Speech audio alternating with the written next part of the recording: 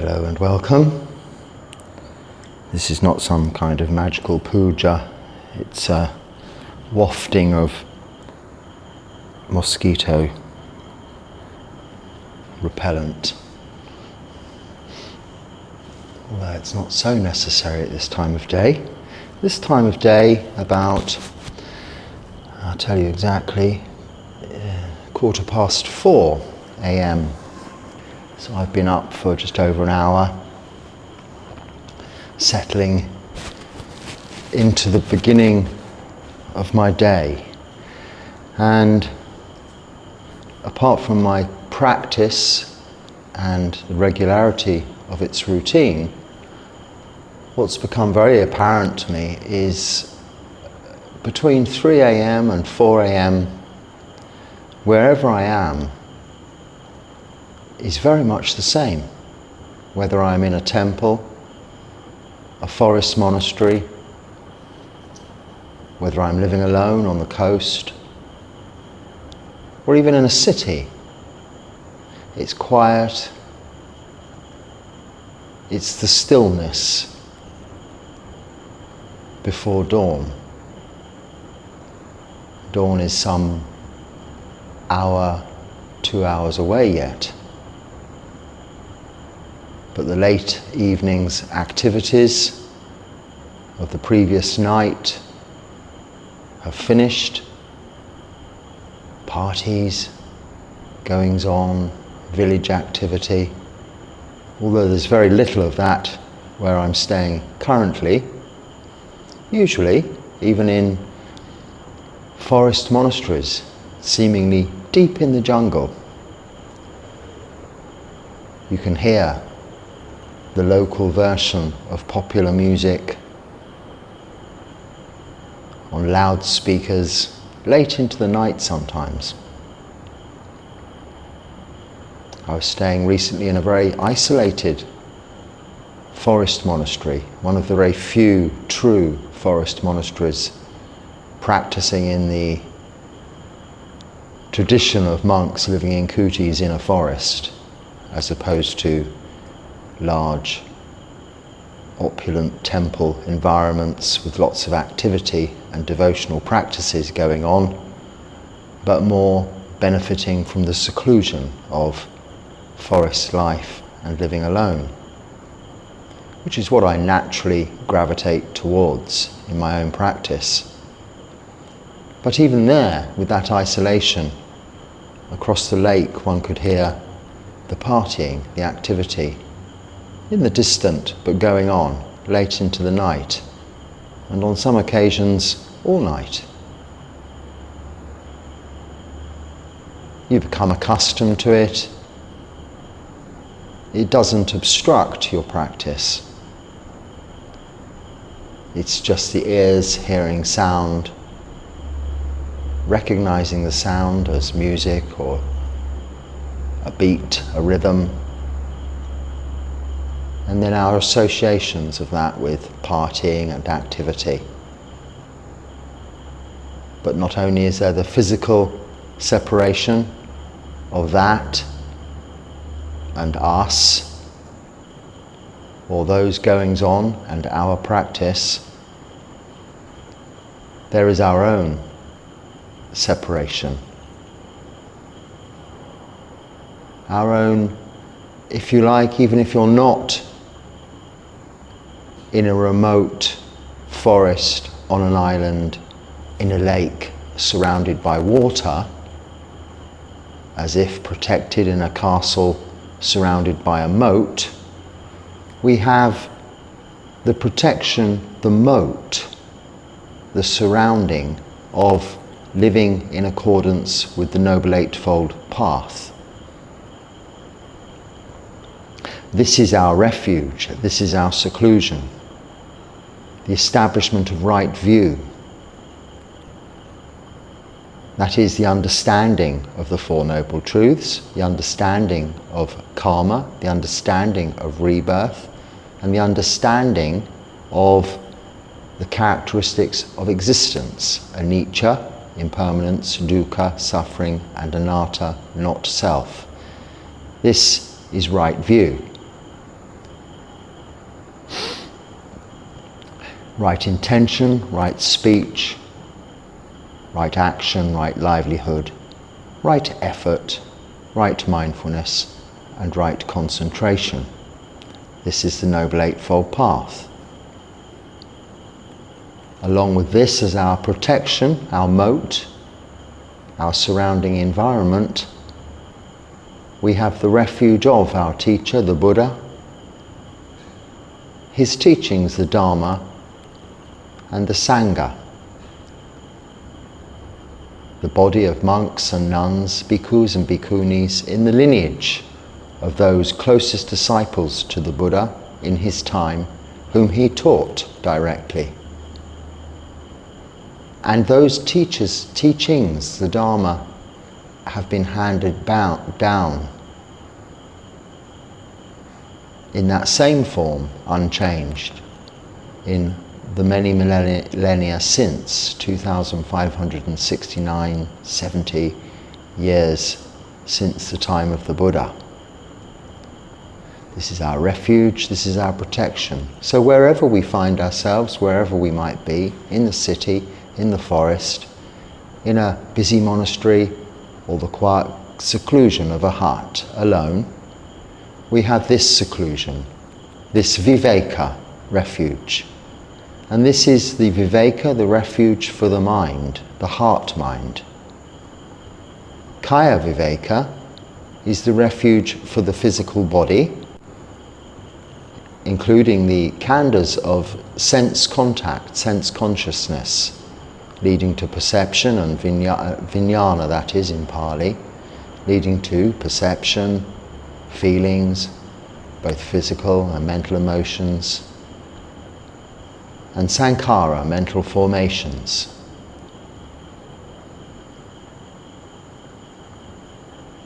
Forming nama, thinking brain, rupa, physical body, which too seeks refuge, the protection of a building to protect it from the elements, and to some extent some protection or seclusion from external goings-on, such as music or partying or industrial sounds, traffic. To be at one with nature physically, the body and thinking brain. This we call kaya viveka. So kaya is body, viveka again, seclusion, refuge.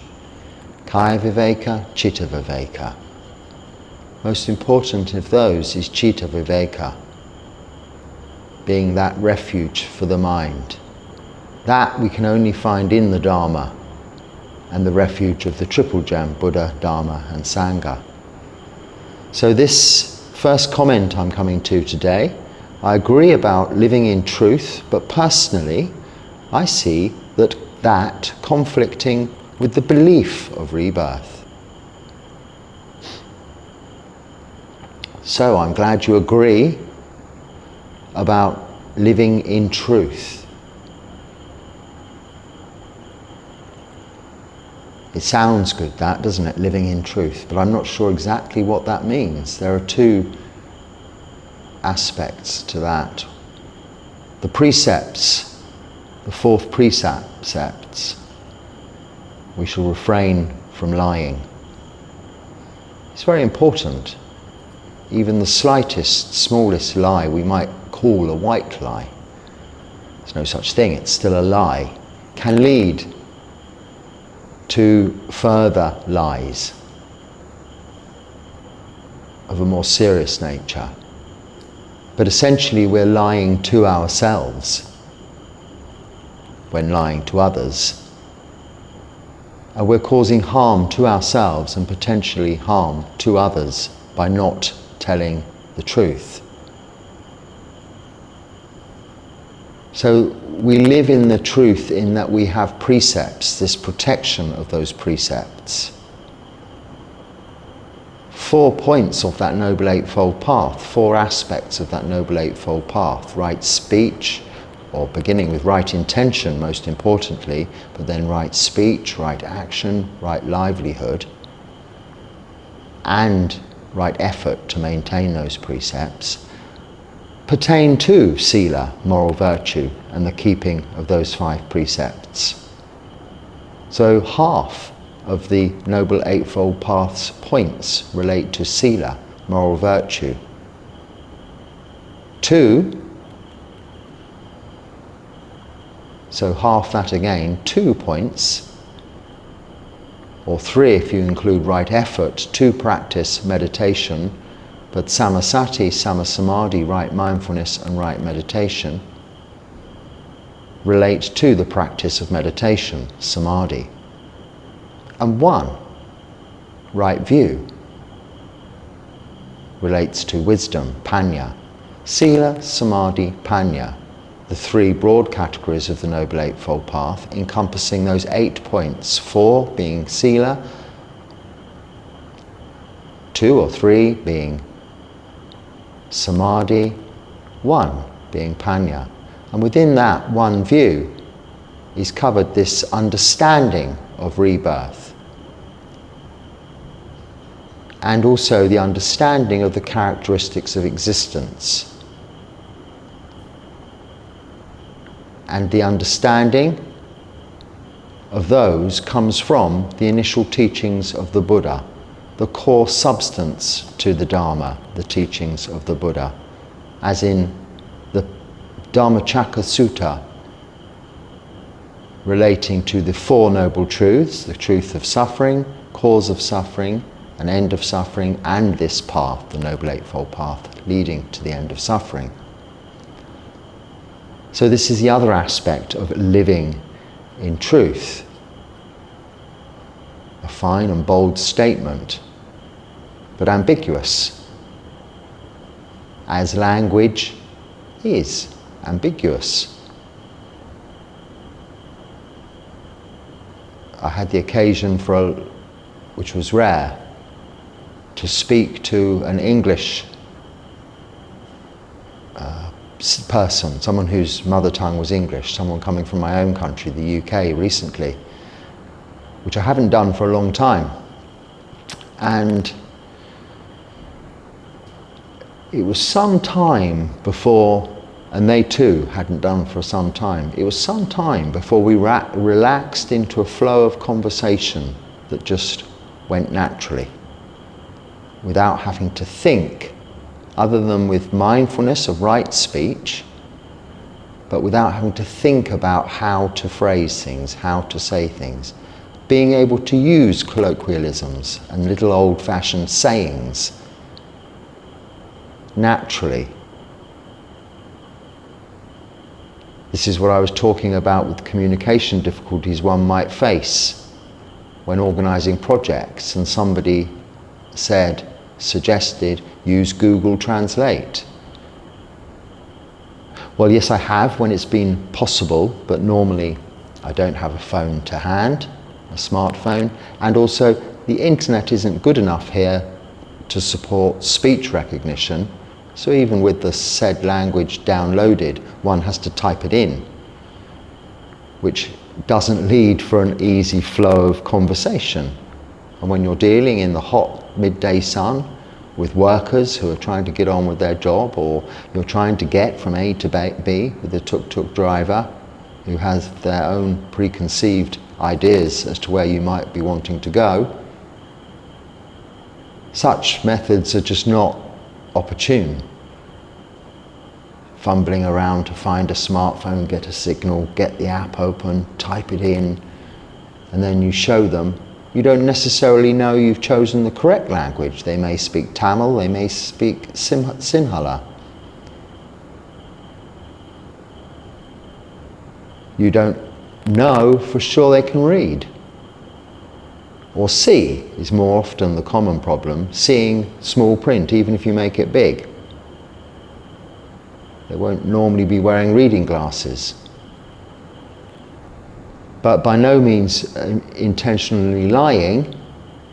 Everyone agrees with you here. I don't know whether it's just being a monk thing or being a foreign person in a land, a guest in a foreign country.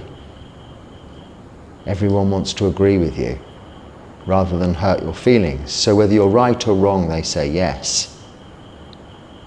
It takes some getting used to. Google Translate doesn't, for all of its abilities, doesn't recognize that someone may be just saying yes to please you. That takes a deeper insight into body language, tone, intonation, even in foreign tongues. So this comment, I agree, about living in truth is very broad. But then you see that as conflicting with the belief of rebirth. There is no belief in rebirth. You cannot be told there is rebirth and then expected to believe that is the case. That is not what the Buddha did or asks. To the contrary, his statement was that you don't believe any teachers by what they say, but you practice what they teach and experience for yourself, learning experientially. With this practice, you come to understand these truths, the truths of the characteristics of existence, the Four Noble Truths, including the Noble Eightfold Path, the importance of maintaining truth as part of sila, moral virtue, the harm that can be caused by doing otherwise. This comes about through the holistic practice of living in accordance with that protection on that island, that isolation, surrounded by water, a moat of the Noble Eightfold Path. We're not expected, though, to have right view and then move on to right intention. Once we have right intention, then move on to right speech. It's not step 1, 2, 3 like this. We will develop right view with practice over time, gradually. We will develop that, and that is wisdom. We will develop the ability to have mindfulness throughout all of our daily activities, gradually, with time, with practice. As we will develop the ability in meditation to become absorbed into samadhi and eventually jhana, deeply absorbed states of meditation, passing through the bliss and joy, physical rapture of samatha, peaceful and calm tranquility, states of mind, easeful, content and happy, into seclusion from bodily feelings and thought, deep absorption. All of this develops gradually and slowly, based on a foundation of keeping those precepts, sila. So you're not being asked or therefore to conflict or contradict views or opinions or beliefs. So yes, truth. What is the point of anything else? Life is impermanent and unsatisfactory enough. If there's any doubt in what you're experiencing, one should get to the root of what you're experiencing, whether it's positive or negative, and understand the cause of those feelings, whether they be physical or emotional. There we can address the issue. We diagnose the illness in order to treat the illness, curing that ailment in favor of health. That is the truth we're talking about. We're not covering over this ailment, this illness, with a belief system of hope and faith. No, we're investigating the truth of existence, delving deep into the causes of this illness, uncovering it, exposing our weaknesses. And what are those? Lobha, dosa, moha, the three root defilements, causes of our suffering. Greed, hatred, and delusion. It is these that lead to desire, wanting things to be other than they are, or wanting to have what we don't have. Totally aside from needing what we need to exist. To some extent we need a refuge, we need protection. Kaya viveka, both physically, and chitta viveka for our mental well-being. In worldly life, as non-practitioners, this is necessary. A feeling of comfort, a feeling of safety, a feeling of freedom to relax and do as we please in the privacy of our own homes. Is a viveka, a refuge. It is that that's supportive of our practice. But it's that comes about from our own actions of body, speech and mind. And to have that refuge, this viveka, we need to be living within these parameters of sila, samadhi, panya. That foundation of sila. So, thank you for your comment. I hope I've opened it up a little. But yes, truth, we don't lie, and we see the truth of the experience we're having. Rebirth, you'll come to understand rebirth. There's no need to believe it. There's no need to even think about it, because you know through your own actions of body, speech and mind previously that those actions have consequences. They are the causes and conditions you are putting in place for what you're experiencing now, or what you're doing now are the causes and conditions that you are putting in place for what you will be experiencing later on. Cause and effect. You already know that within this lifetime. That is karma. Actions is karma, vipaka is the results of those actions. Pachaya is the causes and conditions we're putting in place. Rebirth, as a result of those causes and conditions you're putting in place, will become evident from your practice as you begin to see the characteristics of existence and the truth and the true understanding of the Four Noble Truths.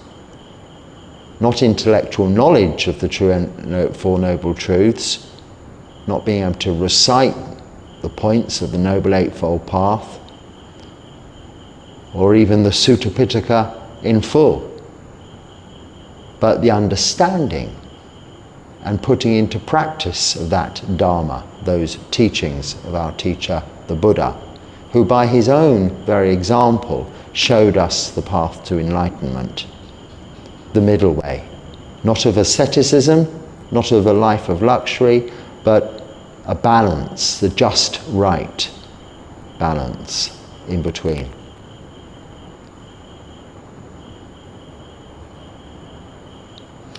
So moving on to the next comment. What do we have here?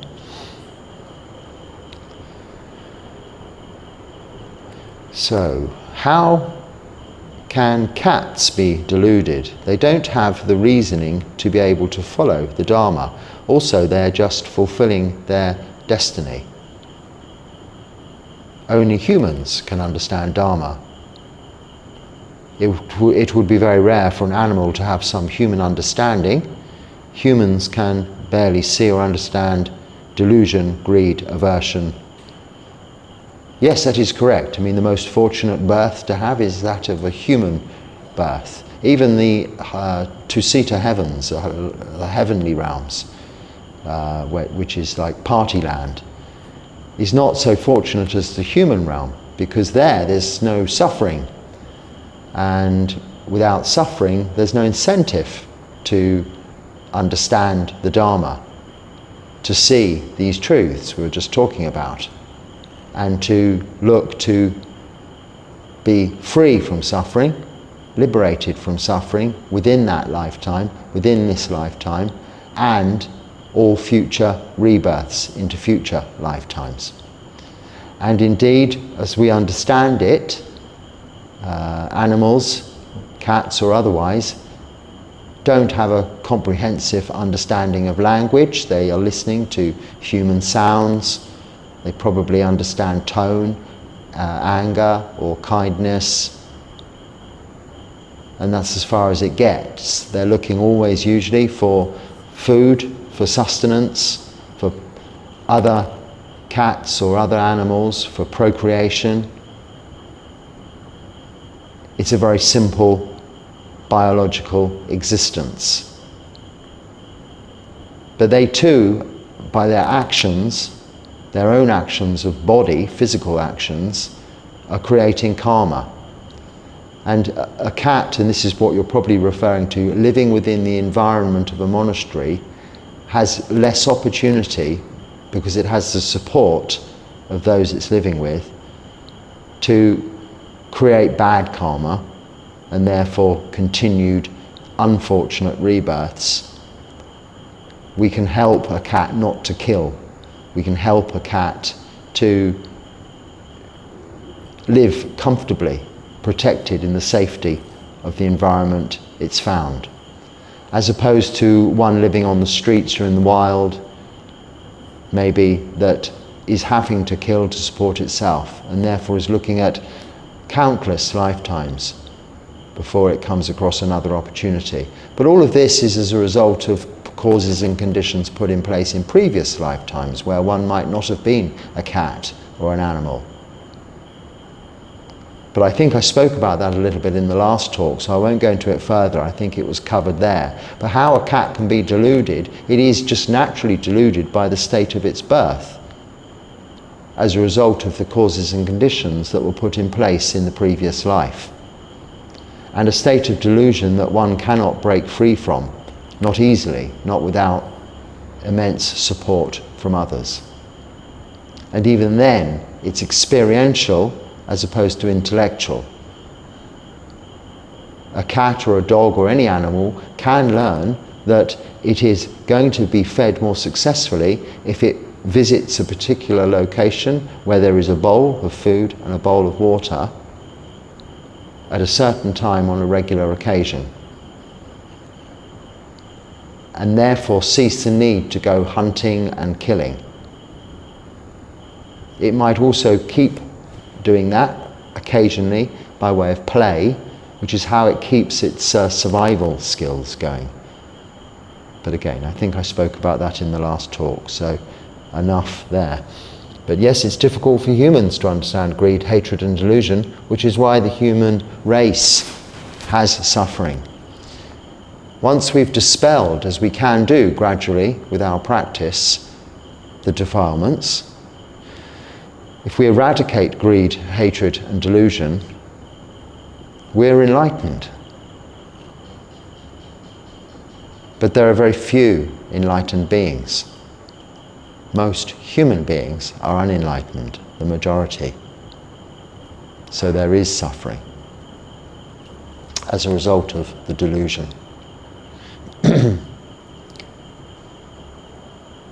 Okay. I'm working hard to maintain right speech, but I find my old ways of abusive speech creep back at times, which cause a great amount of guilt and shame. Your guidance in this matter would be graciously accepted.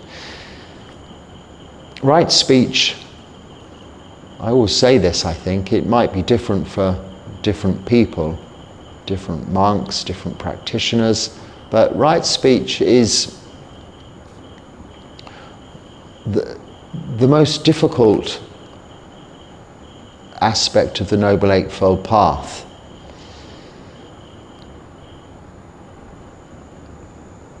As much mindfulness as you've developed, speech is very reactionary. We can start speaking and it gains a sort of a momentum and just continues. We don't have to necessarily, or don't always even have the opportunity to think about what we're saying. So, as I was saying, we practice the Noble Eightfold Path holistically. So to develop right speech, we must use a lot of right mindfulness in our speech. So when I sit down to sit and talk with you, as I'm doing here, even without the comments and questions to reply to, I'll start speaking, not knowing, because these are unprepared, these talks, what I'm going to talk about, other than it is going to be within the parameters of practice and the Noble Eightfold Path. So therefore, the Dharma, which is why we call these talks from monks and nuns Dharma talks. We're talking about Dharma, not other things that are going on in the world, but about the practice, Dharma, which encompasses other things that are going on in the world, but within the context of Dharma. In that, when a monk or a nun sits down to speak, they can have absolute trust that whatever they say is in accordance with the Noble Eightfold Path and within the parameters, within the realms of Dharma. We can have trust, confidence, faith, saddha, that we've been practicing well, we understand the Noble Eightfold Path, we've read the suttas, we understand the suttas, we're living the life, what we speak about will come out in accordance with that. So as lay practitioners, you too, I can trust that if I just sit down here with nothing in front of me and speak for 40 minutes or an hour, that it might be gibberish, but it won't be wrong speech. It might be too much speech or it might be too little speech. It might be inaccurate intellectually. I'm never saying that I'm always right. These are only my own opinions coming from a place of my own experience in relation to the Dharma. But one can trust that I'm not upsetting or abusing anyone. Now this just comes from another aspect of the Noble Eightfold Path, or other aspects of the Noble Eightfold Path, all four relating to sila. So not just right speech, but right intention, right actions and right livelihood are all supportive of right speech. So rather than isolating right speech in itself and saying, I must practice right speech, you check your own sila. So look at your precepts. No killing, stealing, sexual misconduct, lying, or taking of intoxicants. Oh, I forgot to put the light on today, didn't I? Well, I hope you could see me. I just noticed one of the cats outside the window, and at the same time looked up and saw I haven't put the extra light we have on.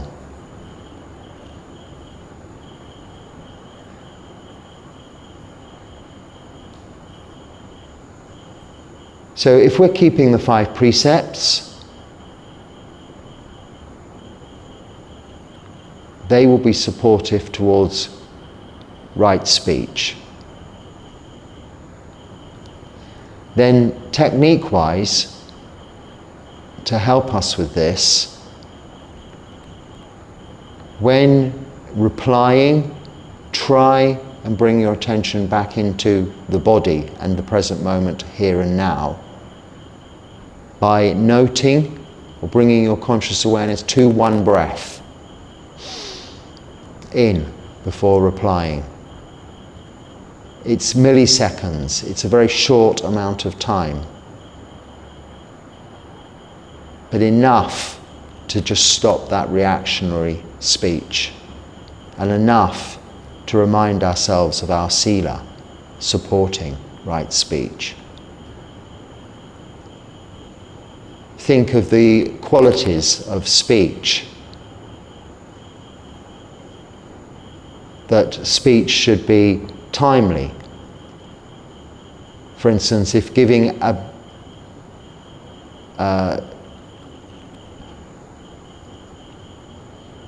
advice to someone to help them, you think, they may not think that what advice you're giving to them to help them is of any help whatsoever. So whether it's this kind of talking, conversation, make sure it's timely at the right time. And make sure whatever you're speaking about is truthful. Try and make sure that it's spoken in a way that is kindly, softly spoken, but not unduly softly spoken, so that people who are hard of hearing can't even hear you. We don't have to speak in a different way, but be careful of tone, monitor our tone. Tone and intonation is far more damaging than the words themselves, or can be.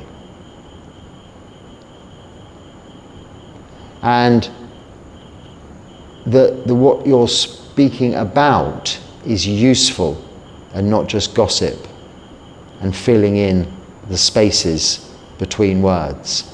Often we're uncomfortable with silence, so we just say the first thing that comes into our head without thinking about it. It isn't necessary. Learn to be comfortable with the silence. And finally, if giving advice, make sure it's coming from a place of your own experience, that you practice what you preach. These are the sort of 5 points, and then we avoid abusive speech, divisive speech, untruthful speech, and useless speech. They're the 4 wrong speeches as opposed to right speech. Just remind yourselves of those 5 facts and those 4 aspects of speech we wish to avoid regularly. Make sure you're keeping the 5 precepts, living in accordance with the Noble Eightfold Path. And then also, if you're meditating, the more you're meditating, developing samadhi, you're developing the skill of mindfulness, right mindfulness, which then is applied also to your speech, right speech, enabling you to better monitor what it is you're saying, how you're saying it, who you're saying it to, and when you're saying it. Is it the appropriate time? All of these aspects will eventually result in you not using speech, which is a very damaging weapon, to be abusive and harm others, but as you experience yourself with the great amount of guilt and shame that you express as a result of wrong speech, cause so much harm to yourself, as well as damage to the progress you're making with your practice on the path so far.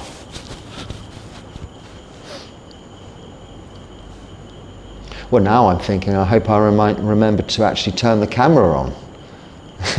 If I didn't remember to turn the light on, that's a fairly new addition. I can understand that. Did I remember to turn the camera on? Let's hope so. Obviously, if you're watching this, I did.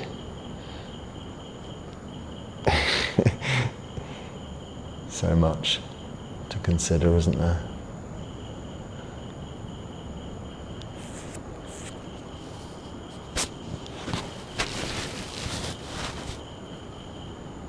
Ah, yes, sorry to be, there's a silence there, you see, and even now I'm trying to fill the silence. But I was reading a comment here, someone thought their question might have got lost. So I'll repeat it. It was about Chitta Santana. Well, I did speak about that just recently, so it wasn't lost. I may, these questions, there's quite a few comments and questions. They don't always get answered. They don't get answered straight away on this section. But I do get round to them eventually. And there's a sort of a process of catching up sometimes. Some videos generate more questions and comments than others. So sometimes there's a greater backlog than others.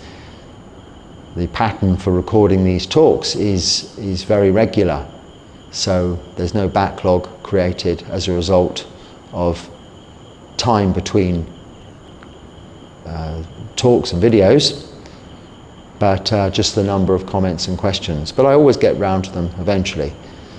But sometimes, there's, I don't know, technical errors, or there's no restrictions particularly, but I will say don't include links of any kind, or even, I'm sure you wouldn't include your contact details like email addresses.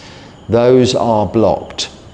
Not because I don't want, I don't want links, because I'm not going to start looking through a chain of links linking to another, they call these links hyperlinks or whatever, so links to other videos or websites. I'm not going to look at them, because if I take time to research a subject that I need to research, I will do that at the appropriate time in the appropriate place. If one clicks a link in a comment, that is a time I've dedicated to replying to comments, not a time to go researching other things or looking at other videos, even if it's related to the comment itself. So we must try and be disciplined, especially as monks, in the way we compartmentalize our activities in our day. Otherwise one spirals into like the monkey mind's chains of thought, of I'll click one link in a comment and then it'll lead me to something else, and then something else, and then something else. Before you know it, you haven't dealt with any other comments. And rather than being able to deal with them all in 40 to 50 minutes, when I say deal with them, attend to them. So put them in the right place for future discussion, or just reply so as the sender knows you've received their comment. This is all I need to do in that time, not be led away from that. Also, there are other reasons, because then with links from other places, sources, it opens up a whole barrage of spam and invitations for others to come along and advertise their wares, which are often unrelated to Dharma. So for that reason, those don't come through. Any comments, or where you accidentally put a dot at the end of something which makes it look like a website, may get hidden. And I don't look in those hidden comments sections, or very rarely. And then there's only ever one or two or a few in there that people have mistakenly. Most people are more wise to this than I am, so I think you already know that. Right, okay.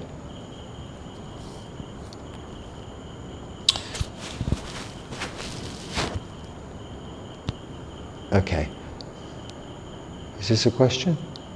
Right, but I have defilements still, like you said in the beginning. Sounds like it continues from something else. But I have defilements still, like you said in the beginning.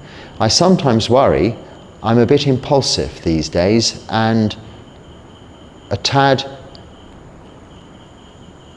lenient on looking at improper pictures. Also listen to too much music sometimes and use this YouTube a lot. What to do?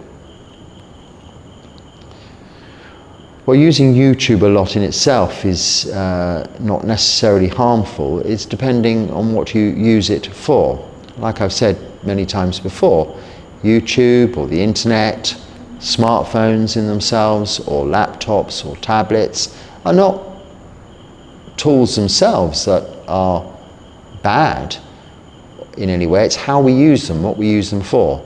Like in the olden days, you have a library. It contains many sources of information and books and reading material on both wholesome and unwholesome things, good and bad things. It's what we choose to pick up, read in the library that is up to us.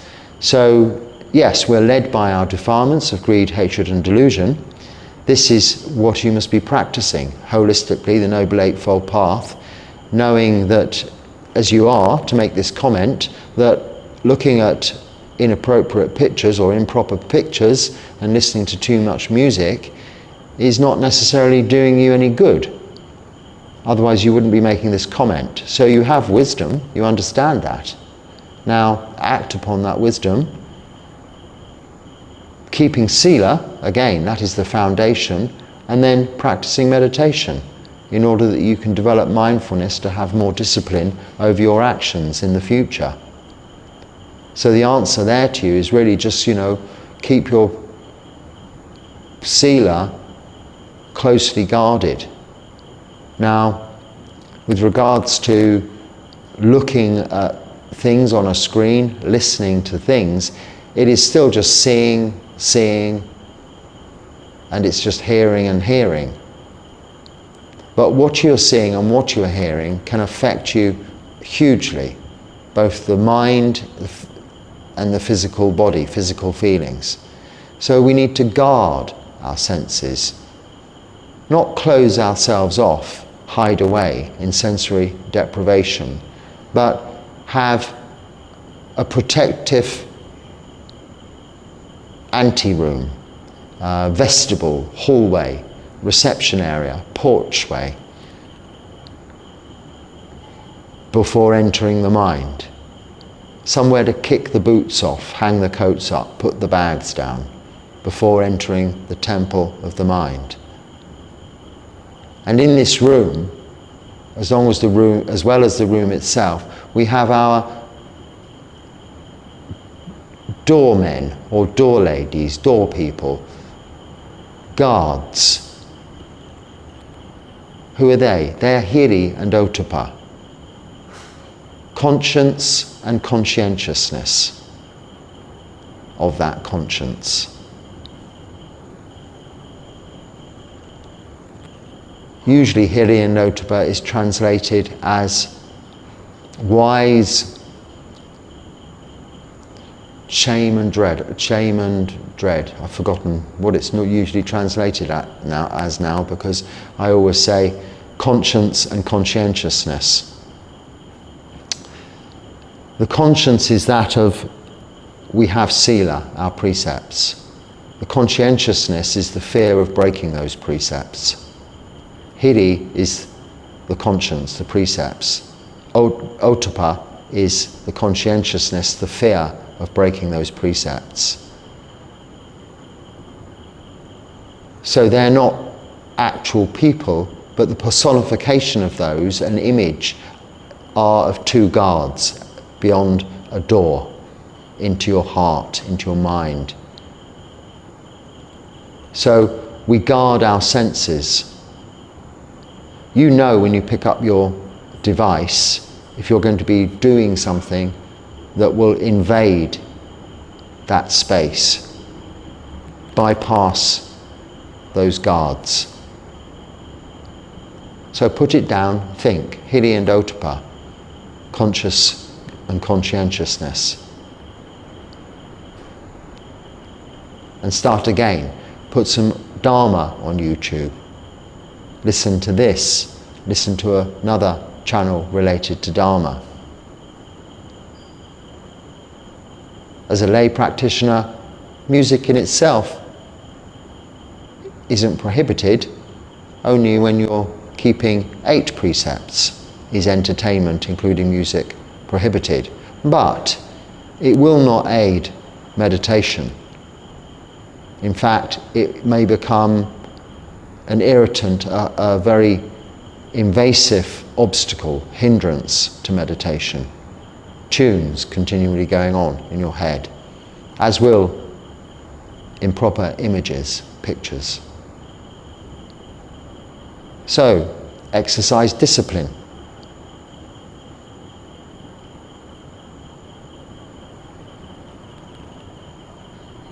You recognize this fault. You're recognizing your defilements, the kilesas. Take that recognition and do something about it. Only you can do that. It will become easier to do that when you see the benefits of not doing these things that are causing you harm.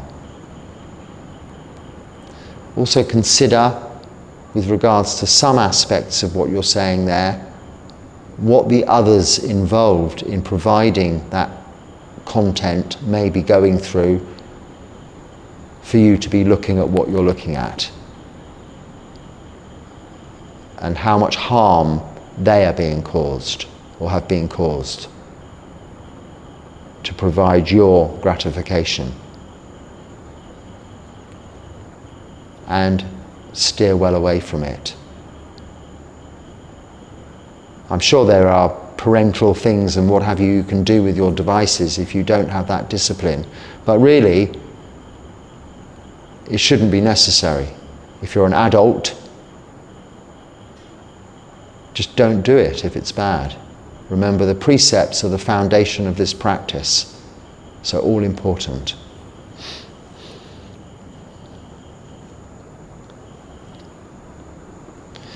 So this is G'day Bhante, the commentator who always just gives a word and something for me to talk about. Today you're saying G'day, could you talk about Majjhima Nikaya?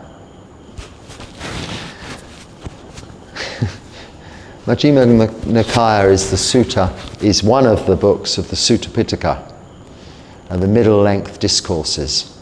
So the middle-length suttas, discourses of the Buddha, and some of his closest disciples. So can I talk about it? Well, this is what we're talking about in every talk. We're talking about the Dharma as coming from the entire Sutta Pitaka. But in that there are 84,000 suttas. So would you like me to talk about each one in the Majjhima Nikaya from number 1 to the very end? No, I'm not going to do that, but you could pick it up and read it from the beginning to the very end. And then there's no need for anyone to talk about it.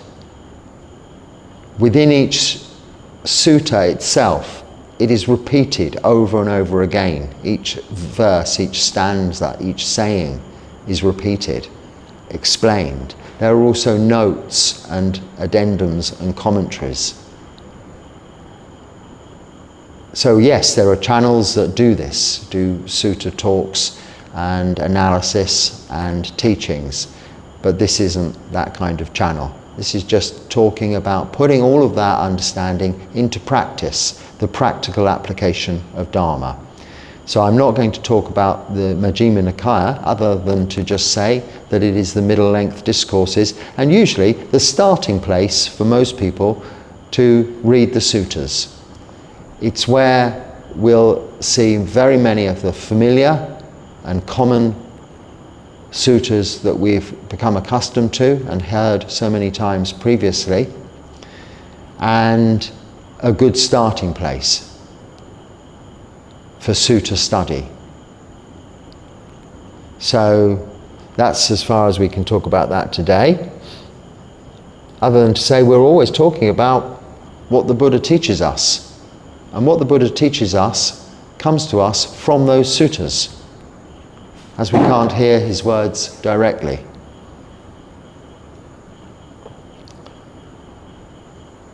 Can I ask, what was your reason for moving from India to Thailand and then to Sri Lanka.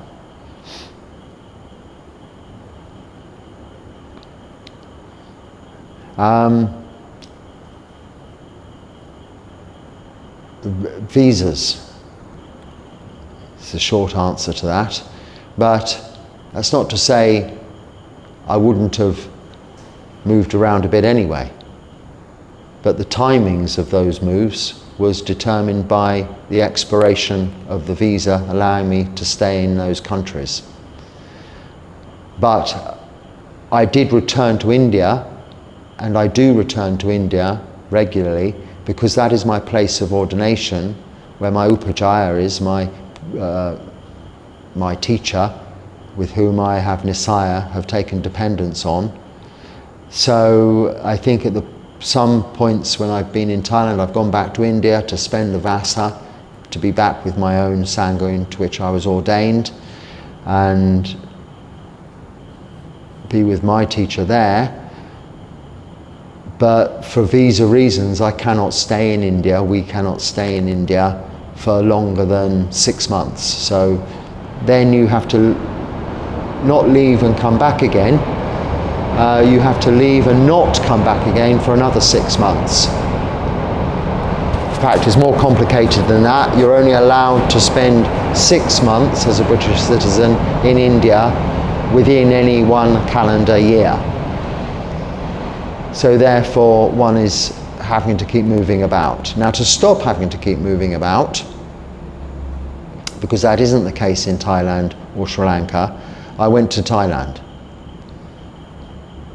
But then on my way back to Thailand after my last visit to India, I came to Sri Lanka, as I hadn't been here, and found it such a beautiful place to be, and very supportive of my practice. I've stayed here. And it is also the case, well, currently, that I can, even as a visitor on a tourist visa, be here for quite a long time without having to go anywhere. So I'm not looking to travel anymore. I've done my traveling. I've been looking for a place to just settle and practice. Doesn't mean I have to stay in exactly the same place, but to stay within the same country with all of its cultural influences and background.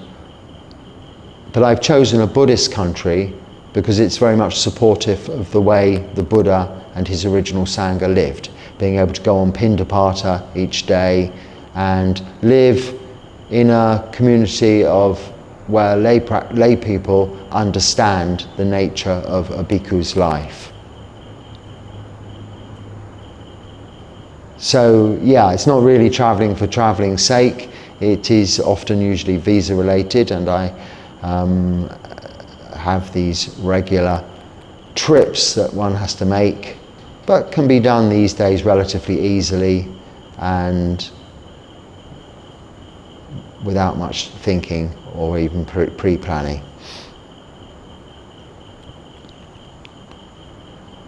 So yeah, I mean, I probably would have stayed in India if I was allowed to stay in India, because India is such a huge continent. People think of India as a country.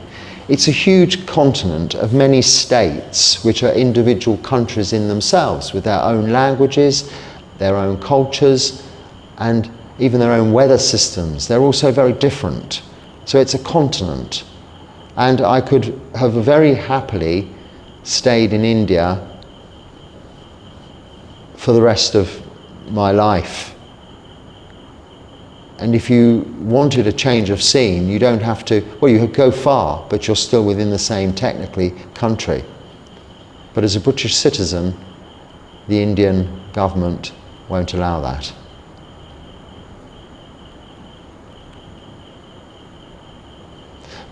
But that's okay, because now I've found Sri Lanka, I'm very happy to stay here for the rest of my life. You can experience a lot of difference within Sri Lanka itself also, but in a much smaller scale a much smaller island. You know, if it's too hot down by the coast, you can go up into the mountains where it's much cooler. If you want cities, there are cities. If you want forests and jungles, there are forests and jungles. But you don't have to go very far to find them. So I'm very fortunate that as a result of causes and conditions of my own doing and external influences, I have the fortunate good fortune to have arrived and ended up here. And now what, been here for 2 years or so. So I think on that note, we should bring it to an end. Apologies for not putting the light on if it's a bit dark, this video. I'll try to remember next time. Until then, I hope there's something useful here you can use. If not, just let it go. Don't let it bother you. Don't dwell on it. But come back to me with more of your comments and questions.